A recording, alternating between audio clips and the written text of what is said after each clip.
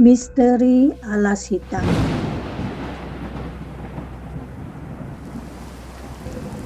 Legenda penunggu hutan terlarang.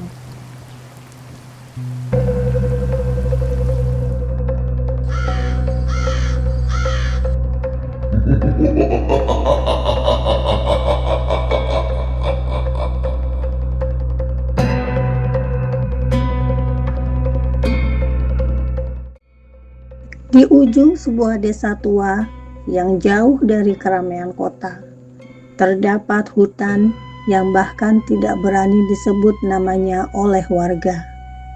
Mereka hanya menyebutnya Alas Hitam. Bukan karena pohonnya berwarna hitam, tapi karena siapapun yang masuk ke dalamnya akan merasa seperti ditelan malam.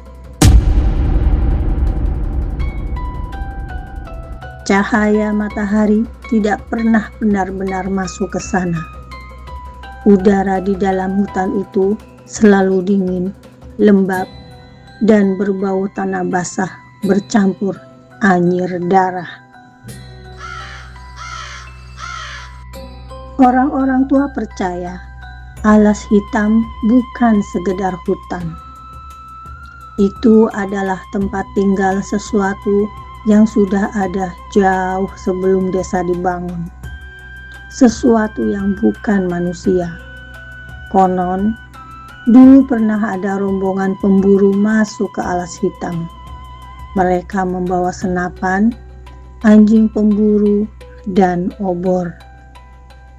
Namun, hanya ada satu orang yang kembali hidup. Itu pun dalam keadaan gila. Matanya kosong, mulutnya terus berbisik sepanjang malam.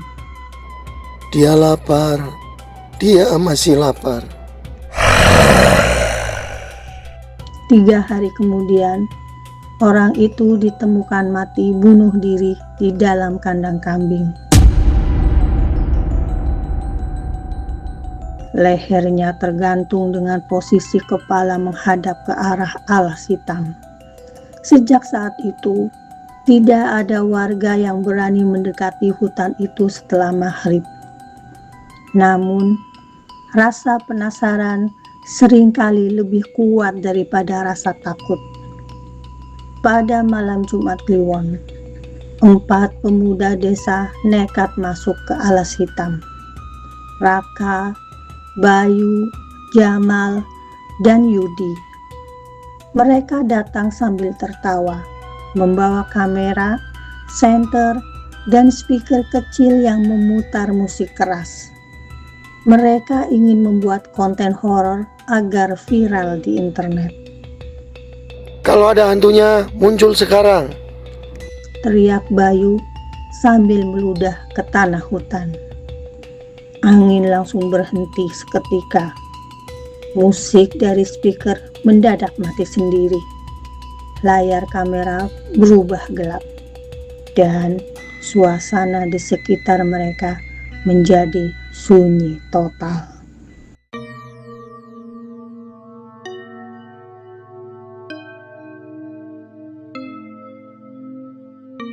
Sunyi yang tak wajar. Tak ada suara serangga, tak ada suara burung malam. Bahkan suara napas mereka sendiri terasa terlalu keras. Yudi mulai gelisah. perasaan gue mulai gak enak nih. Namun Jamal malah tertawa. Penakut banget sih lo. Mereka terus berjalan semakin dalam, semakin jauh melangkah. Pepohonan terlihat semakin aneh. Batangnya besar seperti tubuh manusia yang dipelintir. Akar-akarnya menjulur keluar tanah seperti tangan kurus. Kabut turun berlahan, tebal, dingin, dan membawa bau busuk menyengat, seperti bangkai yang membusuk berhari-hari. Bayu muntah. Bau apa sih ini? Belum sempat yang lain menjawab, terdengar suara langkah kaki di belakang mereka.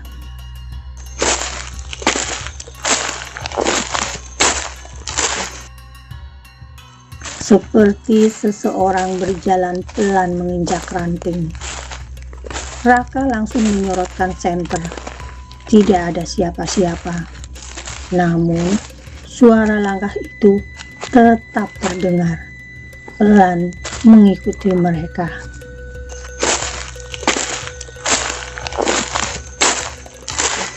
Yudi mulai panik.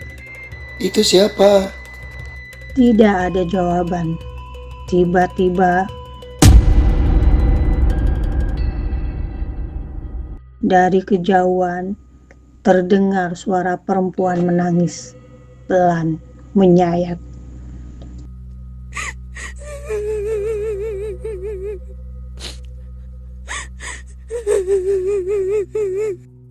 Suara itu seperti berasal dari segala arah sekaligus. Bayu menelan ludah. Jangan bilang kalau itu... Tangisan itu berubah menjadi tawa. Tawa perempuan, tipis namun sangat dekat, tepat di belakang telinga mereka. Jamal refleks menoleh, dan tubuhnya langsung membeku. Di antara pepohonan berdiri seorang wanita sangat tinggi. Tubuhnya pucat kelabu, gaunnya putih kotor penuh tanah.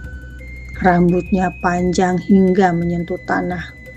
Namun yang membuat Jamal hampir pingsan, wajah wanita itu tidak memiliki mata, hanya lubang hitam besar yang mengeluarkan cairan pekat seperti darah. Makhluk itu tersenyum. Mulutnya robek hingga ke pipi. Yudi menjerit keras. Mereka semua langsung berlari. Namun, semakin mereka lari, hutan itu terasa semakin berubah. Pepohonan seperti pindah tempat. Kabut semakin tebal. Jalan pulang menghilang. Lalu, suara langkah kaki mulai terdengar dari segala arah. Bukan satu, tapi banyak.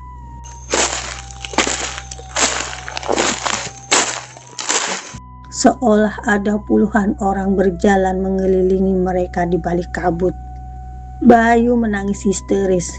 Ini bukan manusia! Ini bukan manusia! Tiba-tiba Raka berhenti.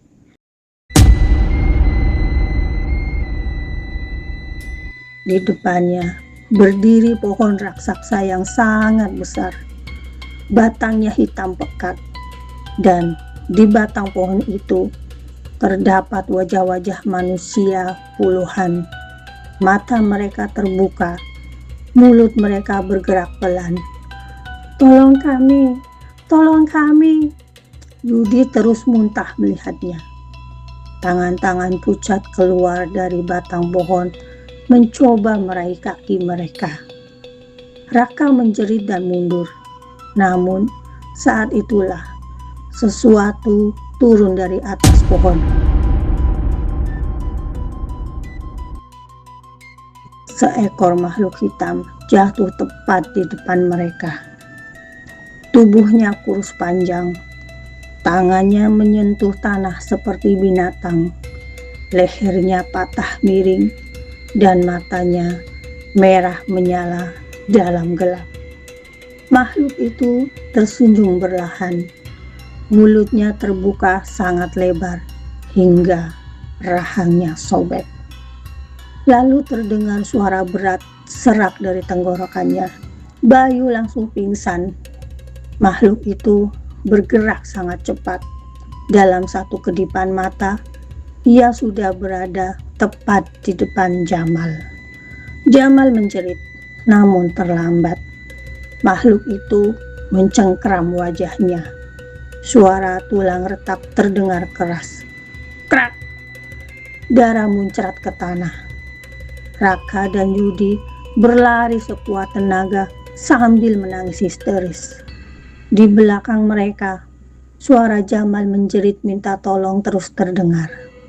Namun, jeritan itu berlahan berubah menjadi tawa Hehehe. Saat fajar tiba, warga desa menemukan Raka, Bayu, dan Yudi di pinggir hutan. Tubuh mereka penuh luka cakaran. Mata mereka kosong. Bayu tidak bisa bicara lagi sejak malam itu. Yudi menjadi gila.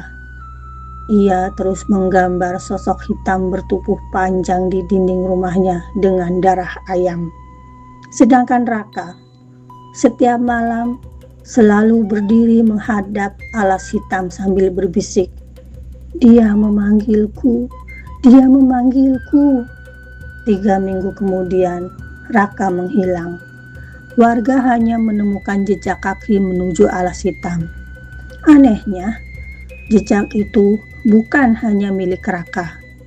Di sampingnya ada jejak kaki lain sangat besar, dengan bentuk seperti kaki manusia, namun memiliki kuku panjang menyerupai cakar. Dan sampai sekarang, jika malam terlalu sunyi, warga desa masih sering mendengar suara tawa dari arah alas hitam.